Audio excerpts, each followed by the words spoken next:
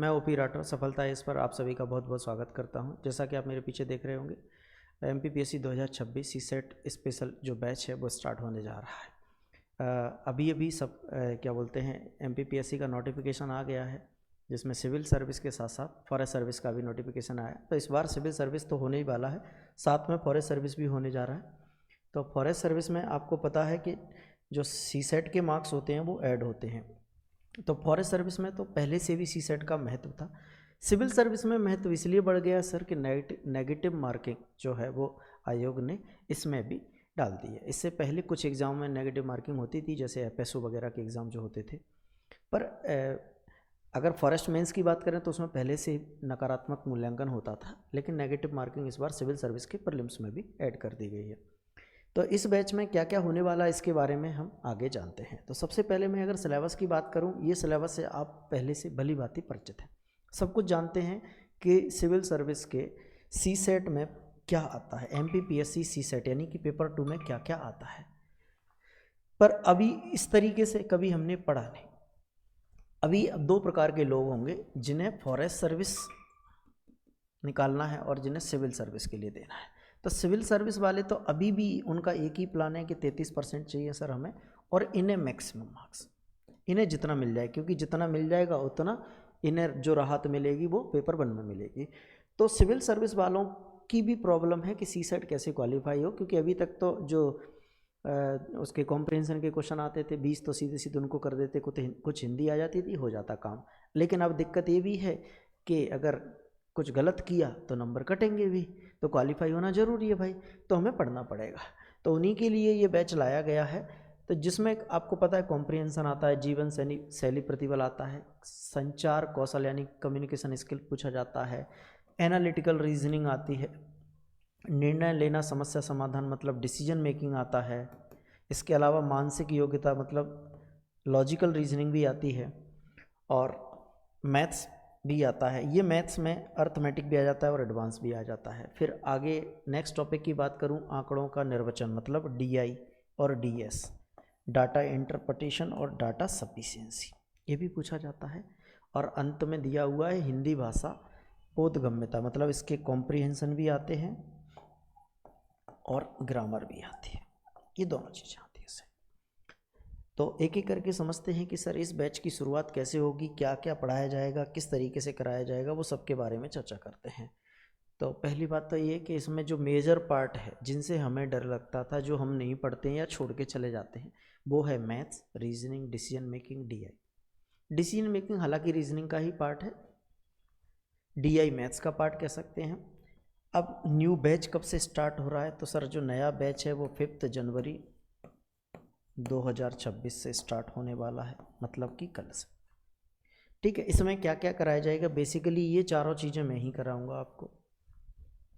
अब इनको कैसे पढ़ेंगे, मैथ्स को कैसे पढ़ेंगे हम, रीजनिंग को कैसे पढ़ेंगे, या डीआई को कैसे पढ़ना है, कितने समय में हो जाएगा, ये सारे प्रश्न आपके होंगे। तो इन सारे प्रश्नों पर एक एक करके हम चर्चा करते हैं और हर प्रश्न का जवाब देखते हैं। तो पहले मैं मैथ्स की बात करूं तो बेसिकली हमको ये टॉपिक्स पढ़ने हैं, लेकिन उससे पहले हम मैथ्स को 3 पार्ट में डिवाइड करते हैं। तो मैथ्स में 3 चीज़ें पढ़ने के लिए, पहला है अरिथमेटिक अंकगणित, दूसरा है एडवांस, और तीसरा नंबर सिस्टम। नंबर सिस्टम को मैंने अलग इसलिए रखा है कि नंबर सिस्टम का इस पूरे मैथ से कोई लेना देना नहीं है, इसका अपना अलग ही हिसाब किताब है। ठीक है, इसको बिल्कुल अलग ही पढ़ना, और इससे काफ़ी क्वेश्चन बनते हैं। ये सुनने में बहुत छोटा लगता है, लेकिन इसके सब टॉपिक पर जाते हैं तो बहुत सारे टॉपिक हैं।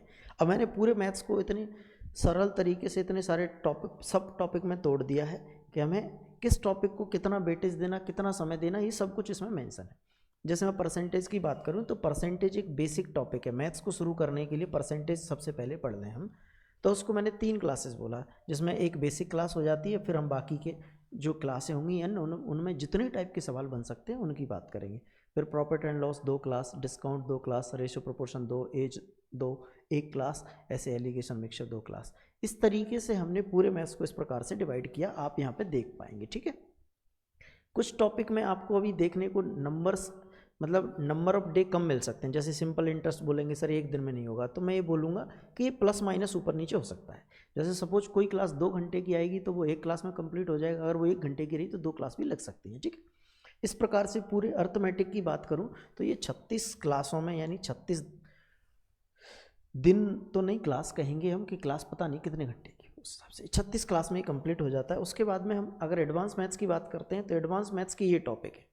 अब कुछ लोगों को एडवांस मैथ्स से डर लगता है, तो मैं इन 2 टॉपिक की बात करूं, मेंसुरेशन 2D और 3D, क्षेत्रमिति, द्विविमीय आकृति और त्रिविमीय, तो इनकी बात करें तो ये MPPSC सिविल सर्विस मेंस में भी है, तो हमको ये पढ़नी है। तो जो भी लोग इनसे डरते हैं वो इनको ज़रूर पढ़ें, क्योंकि आपको मेंस में भी पढ़नी है, और फॉरेस्ट मेंस वालों को भी पढ़ना है ये चीज़। ज्योमेट्री की, हाँ, कुछ लोगों को ऐसा है कि भैया हमें तो बस 33% ही लाना है, तो एक हद टॉपिक को हम इग्नोर मार सकते हैं, जैसे ये टॉपिक हो गया, ये हो गया, ये हो गया। हाँ, इनसे क्वेश्चन कभी कभी एक बनते हैं, कभी नहीं आते, पर हमें बेसिक क्लियर करने के लिए सारे टॉपिक को पढ़ना है। कोऑर्डिनेट ज्योमेट्री हो गया। एक तीसरा इम्पोर्टेंट जो पार्ट है वो है नंबर सिस्टम। अब नंबर सिस्टम एक बेसिक टॉपिक है, इसके अंदर बहुत सारे सब टॉपिक हैं, उनको मैंने बांट लिया।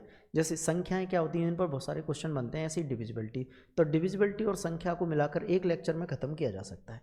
ऐसे ही मैंने सबके यहाँ पर नंबर्स दे दिए कि सर इकाई अंक और फैक्टर को एक दिन में, रिमाइंडर थ्योरम एक दिन में हो जाएगी, डेसिमल फ्रैक्शन हो जाएगी, सारे टॉपिक दे दिए। इस प्रकार से इनमें 34 क्लासें हमें लगी, 34 क्लासें हमें लगी, तो हमने देखा कि कुल मिला के हमें 70 क्लासें लगी, जिसमें मैथ्स हमारा कंप्लीट हो जाएगा।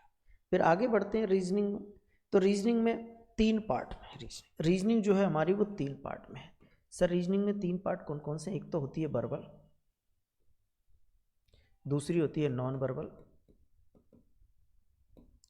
और तीसरा होता है एनालिटिकल। वर्बल में ये सारे टॉपिक आपको देखने को मिलेंगे, coding, decoding, series, alphabet test, clock calendar, आगे बढ़ेंगे direction test, finding missing number, dice, cube, keyword, mathematical operation, ये सब के सब किस में है सर? इसमें वर्बल रीजनिंग के अंदर। सर नॉन वर्बल क्या आती है? जितने भी डायग्राम वाले सवाल होंगे, जितने भी फिगर वाले, पिक्चर वाले जो सवाल होंगे, वो सब नॉन वर्बल रीजनिंग का पार्ट है। एनालिटिकल, सर जो कथन निष्कर्ष वाले सवाल होते हैं, जिसमें कथन दिए, स्टेटमेंट दिए, कंक्लूजन दिया है, उस तरह के जो सवाल होते हैं वो एनालिटिकल रीजनिंग। डिसीजन मेकिंग भी इसी का पार्ट है, डिसीजन मेकिंग इसी की पार्ट है, ठीक। तो ये तीनों प्रकार की रीजनिंग को जो कंप्लीट करेंगे हम, ये वर्बल, एनालिटिकल, और ये हमारा हो गया नॉन वर्बल, ठीक है। तो इनके सबके डेज लिखे हुए हैं, ये ऊपर नीचे कुछ हो सकते हैं, थोड़ा बहुत है ना। तो इसमें कुल मिला के हमें 50 क्लासें लगी। तो मैंने कहा इस प्रकार से मैथ्स और रीजनिंग में आपको 120 लेक्चर कंप्लीट हो जाएंगे, और इसको कंप्लीट करने का मेरा जो टारगेट है वो 10 अप्रैल रहेगा। इससे पहले हो सकता है, इसके बाद नहीं, है ना, इससे पहले पहले करा दूंगा मैं इसको। इतना हमें पढ़ना है अच्छे से, इसमें आपका कुछ भी छूटेगा नहीं। इसके बाद हम बात करते हैं कि सर मैथ्स रीजनिंग क्या वेटेज रहता है। तो मैंने 2025 सीसेट का एक पेपर लिया, उसका एनालिसिस कर 2025 की पेपर देखा लेटेस्ट। अच्छा, एक चीज़ और है कि इसमें जो मैथ्स और रीजनिंग का वेटेज है, कभी कभी ये 20-25 क्वेश्चन तक पहुंच जाता है, ये 25 तक पहुंच जाता है, कभी कभी ऊपर नीचे हो जाता है। जैसे मैं यहाँ पे बात करूँ मैथ्स, रीजनिंग और डीआई, ये मैथ्स रीजनिंग का ही पार्ट है। अगर मैं तीनों की बात करूँ तो 10 और 26, 36 और 6, 42 हो गए। मतलब ये 40 से 50 के बीच में रहेंगे मैथ्स, रीजनिंग, डीआई के क्वेश्चन जो है। ये तीनों टॉपिक से जो क्वेश्चन रहेंगे वो 40 से 50 के बीच में हमेशा रहेंगे। मतलब 50% सीधा मैथ्स रीजनिंग का वेटेज है। आगे बात करें हम कम्युनिकेशन स्किल के, जैसे 10 क्वेश्चन पूछे गए, इसमें कभी कभी 5 क्वेश्चन आ जाते हैं। पैसेज एक हिंदी इंग्लिश का आया था जिससे 5 क्वेश्चन थे, और हिंदी के पैसेज थे वो 4 थे, तो 20 क्वेश्चन। और हिंदी ग्रामर, ये बहुत इंपॉर्टेंट है।